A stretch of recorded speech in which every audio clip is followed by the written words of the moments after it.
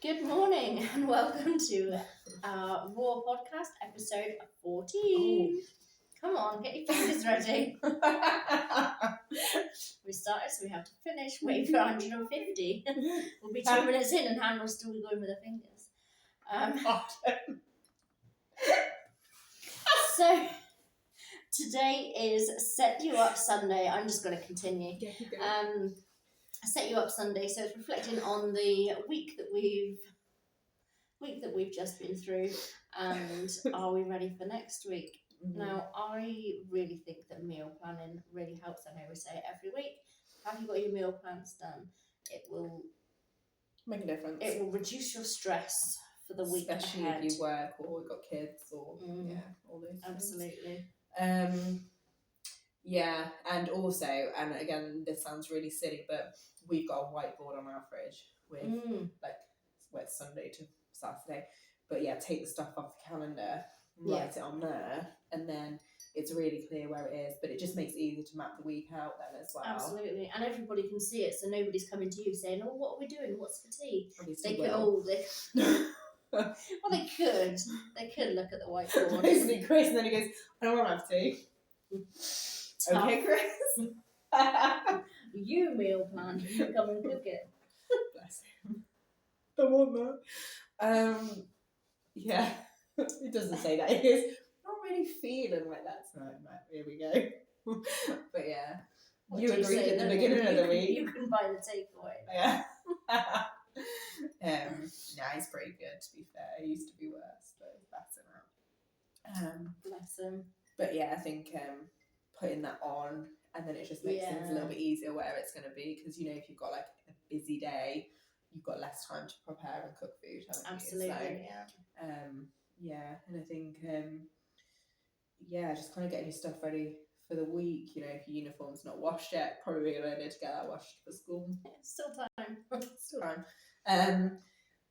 Yeah, I think Sunday's just one of those days, isn't it, where you kind of catch up on everything and do what you need to do for the week. Anything that you can do on a Sunday to help with the week, I think is helpful. We the energy company that we use, they were throughout November giving you free 5-hour slots of electric. That's amazing. And we were doing it on Sunday just because we're rugby fans and it was just easier. So, well, actually no, Saturday we did the first couple of times, then Sunday on the last one. But we it was like all the washing was done, hoovering was done, like anything that used electric, and it was like it just made the week easier because it was like less to catch up on. But yeah, I think we also normally do the food shop on a Sunday, so that it's ready for the week. Otherwise, it just doesn't really happen. But yeah, I think those are the bits. And I think we were going to talk about reflection today. Yes, let's talk about reflection. So, tell us one thing that you feel could have gone better this week for you. What do you wish had gone better, or what do you feel went terribly wrong? If there's anything we can help with, or anything that you want us to share and try and share our knowledge on from our own experiences, then just let us know. What about you? What would you change this week? What would I change this week? I didn't meal plan. Okay. I know. I didn't do it. I didn't meal plan on the Sunday, so I need to meal plan today. Otherwise, I'm going to end up in the same position. Same position next week as this week, really. Yeah. So yeah, I need to meal plan today. But I think we've got a chest freezer, and I've got so much in there. So I kind of need to go through, defrost, take it all out, defrost the freezer, ready for Christmas, and then eat it down a bit, really. Yeah, so that's what I need to do. So it would probably be eating from the freezer this I'm not eating week. from the freezer. Might be a bit tough you on never your know. teeth. You never know. Get those peas. Yeah. I don't know what I would have changed this week. I think you meal plan every week though, don't you? You're really sensible with that. I'm pretty good. Do you know what? It's one of those things that I'm so like chaotic as a person but there are some things that I'm really fussy about. So getting the food shop done and meal planning, so I know that it's one less thing to worry about, is a big thing for me. It's the same way as I don't like to go to bed if there's washing up. Like, as soon as we eat, I wash up. Like, I'm really weird about that as well. And obviously my exercise, like, that's just part of habit for me. So everything else seems chaotic, but there's just like these few little things I'm like, right, that must be done, that must be done. That's good. That is good. It just keeps me a little bit more level-headed, because I don't like to stress. I don't like that feeling of kind of coming home and being like, I have no idea what I'm going to cook, you guys. Especially if it's like, because we go to the park, we have to go to the park every day. We have to do something after school every day so that the boys can blow off steam. And it's like, we don't have as much time. So, because then they come home and they're hungry. Yeah, well, by the time you've been to the park, you come home and you're already like at 4:15, and then you've only got a couple of hours, and then it's getting ready for bedtime. So I wish. Started for your bedtime. Started thinking about bedtime. I'm not gonna sleep. But yeah, it is. It's just like less things to worry about. But yeah, so I would say I'm in a good habit of that. I think for me, it's the boys not getting to school on time, which is mostly out of my control, which sounds ridiculous as a parent, but just because of the way that they are, there's absolutely zero. Very similar ages, aren't they? So yeah, and they don't like school. There's a lot of anxiety about them in school. If I get cross with them, if I tell them off, if I give them kind of consequences for it, it almost feels unfair, because they're going to go to school for 6 hours. Setting them up with me telling them off never works, because they've then got to go sit for 6 hours at school, and they are completely wired. Their anxiety's through the roof, and that's not fair. No. But then I also feel a little bit like when you put the like consequences and punishments in place,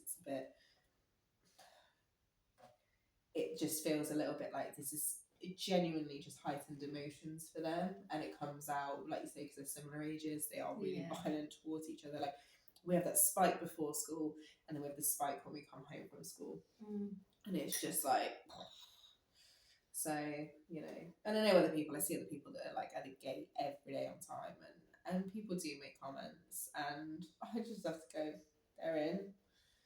It doesn't matter. In is in. In is in. So it must be really lovely to have children that want to go to school. It must be really lovely to have children that run through that door with smiles on their faces. And I wish that my children felt like that, but they don't. And that's the reality. Yeah. So, and I can't make them enjoy school. No. You know, we can do as much as we can. And school are amazing. School are a fantastic school. But yeah, it is one of those things. So yeah. So I just go, cool, good for you. Yeah, see you later. That's nice. Would you want a gold star? Some days I want that gold star. We make the gate and it's open. I want that star. I think you should get a gold star if you never make the gate and you do once. Absolutely. But yeah.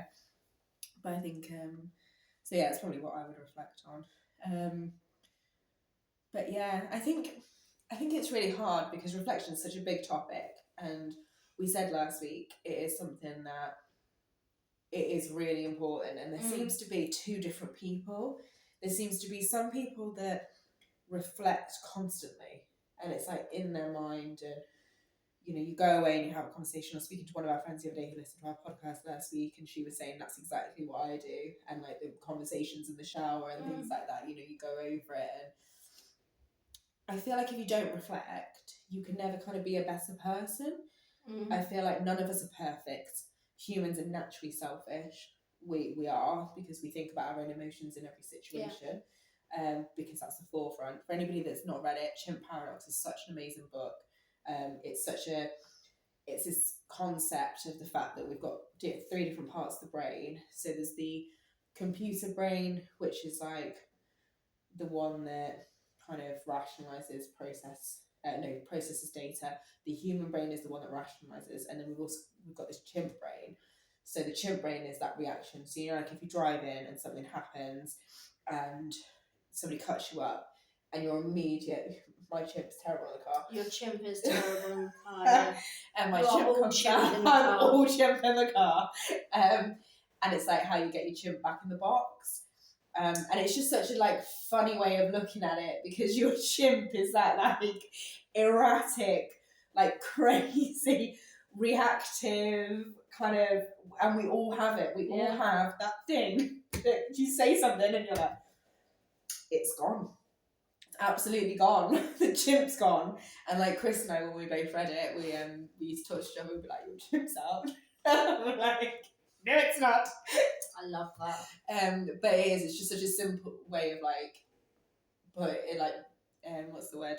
Explaining it. And I think, you know, that is the truth of it. And yeah, it's kind of how can we change things to be better?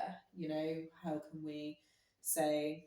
And the thing is, you put things in place. Like I said this to, I was talking to Chris not that long ago actually, and I said, everybody chooses how they behave. Everybody chooses like who they are, what they can change. Like there are things that we can't control. There are 100% things that are out of our control. But the things that you can control the kind of person that you are. Yeah. And whether you choose to be a nice person or you like the Facebook thing, like I choose not to do that. Apparently it's part of me that wants to, but I choose not to. That makes me a good person, okay? It's like on Facebook. Oh, mean Jim. Anyway, but I said to him, like, I remember a few years ago, and it was actually part of because I wasn't confident to speak to people, would you believe, was to pay a compliment to somebody every day. Okay, yeah. And now that is so normal for me. So like if I'm a checkout and somebody's got like their nails done, I'll always be like, oh, I like your nails. Or if I've noticed somebody's got their hair done, oh yeah, that looks nice. Or they're wearing something different. Like I do make a real conscious effort. And I remember because one of my friends spoke to me about it. She was like, you always say something nice to me when you see me. And it makes me feel better as a person, makes them feel better, and I choose to do that. And now it's just second nature. Like that's the way that I am with people, and you know that is a bit of self-reflection and a bit of growth as a person. So it's like actually you choose how you deal with things, you know. And it's like recently we've had a lot of things that have happened at school, and I am an emotional person. I take things very hard. It takes me a while to kind of get over things. And we was talking about kind of judging people by your own standards. And I think because, like I say, I don't like to upset people. I don't like to hurt people. It's like it's almost unnatural when somebody does that to me, because I'm like, absolutely. I don't know how to cope with this because I can't. You couldn't begin imagining doing that. Yeah, that's the thing. And I think when you can't actually comprehend the thinking, when you want to see good in somebody and you can't find the good because your brain can't compute what they're saying and what they're doing, it's then like really hard to process it. And I think it's kind of, I was looking and I was like, so why am I always the one that is painted to be the bad guy? Why am I always the one that's spoken about? Why am I always, do you know what I mean? Like why am I the common denominator in all of this? And it was only speaking to one of our other friends who said to me, because you're the only one that would allow it. You're the only one out of the friendship group that wouldn't turn around to somebody and say, don't speak to me like that. Yeah. Don't do that. Don't say things like that about my children. Don't, you know, you are kind of like, no, it's okay. They're going through a bad time. Let them say what they want. Let them do what they want. Always excusing their behaviour. Yeah. And it's like, actually, no, I did need to step back and be like, that's not okay because this is hurting me. And it was so bad that my child was brought into that because I didn't turn around and say, this is not acceptable. And it's like, that's got to be self-reflection on me. Yeah. Because I put us in that situation as a family because they think that it's okay to say that. They think it's okay to do that. Doesn't matter. Hannah's not going to say anything. Hannah's not going to do anything. Yeah. I didn't do anything. I just didn't speak to them again. But, you know, but then they are also people that never reflect on their stuff, and they'll walk around and they'll be like, okay, I'm the victim in this because nobody's speaking to me. because of X, Y, and Z. No, it's because of what you did and what you said. Actions have consequences. We teach our children that from a really young age. Absolutely. So maybe look, if you're the common denominator, if all of the rest of us get on and we're all lovely to each other and we're all talking nicely to each other, and you are the single one that's not, why is that? Ask yourself the question, why? Yeah, makes no sense, does it? Why do you feel the whole world is actually against you? Yeah. You know, because the truth is, life's hard for everybody. Everybody has stuff going on. Absolutely. There's stuff you can fix, there's some things that you can't fix. But part of being a human and being an adult is saying, well, that I can change, that I can't change. Absolutely. The world's against everybody. The world is. Like, it's not really made for any of us. Like, things happen all the time. You know?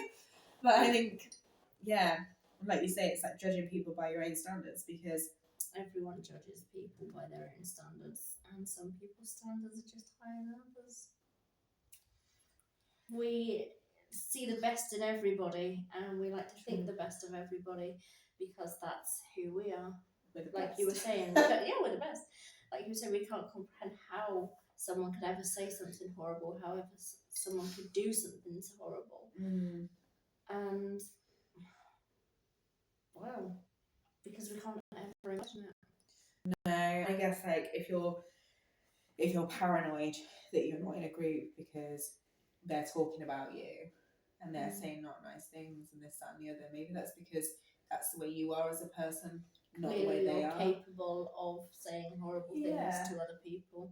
Because I wouldn't look at people that are like outside of our friendship group that are like parents at school and automatically assume that they're talking about me. If they were having a conversation, I'd be like, either they're having a conversation that they don't want me to be involved in because it's private, or I can go over and speak to them. Like, there's nothing, but that's because my go-to is never be able to talk about me. No. Because that's not what most people do, because we're not 12. But yeah, I think it is interesting. But yeah, there is that kind of, like I say, there's almost like two people. So there's some people that seem to overthink everything, reflect on everything, empathise with everybody else and how they're feeling. Yeah. And then there's other people that are like, oh, the world's against me. Yeah. These people have done this to me. Probably not that important to them, to be honest with you. Like, that sounds a really horrible thing to say, but I don't think most people go out of their way to be horrible to people. There's so many other things to worry about. That is not there. Yeah. It's madness. So much going on in life, it's not. Yeah. Having time to kind of, I don't know. Oh dear. That was a bit of a tangent. Is there anything you wanted to add about reflection? I don't think so. Let us know what you're reflecting on. And let us know how your week's been. Yeah. We look forward to some feedback. Yeah, maybe see if you've got anything that you would add to it. My brain started thinking about something completely different to what I was saying. I'm not surprised. I was like, I'm still talking. I don't know what I'm saying. I'm not surprised at all. I'm so sorry. Yeah. If you've got anything to add, then add away. But don't think it's but yeah, maybe think about the common denominators and scenarios. And if it's you can change you. You can't change what other people do. You can only change what you do. Absolutely. So do better. Absolutely. Every time. Be better than you were the day before. You are your only competition. You are your only competition. You can only strive to be better than yourself. Absolutely. Well, that's all from us. So we'll see you on Monday for Mindful Monday. Woo-hoo. Enjoy your Sunday, guys. Have a great Sunday, guys.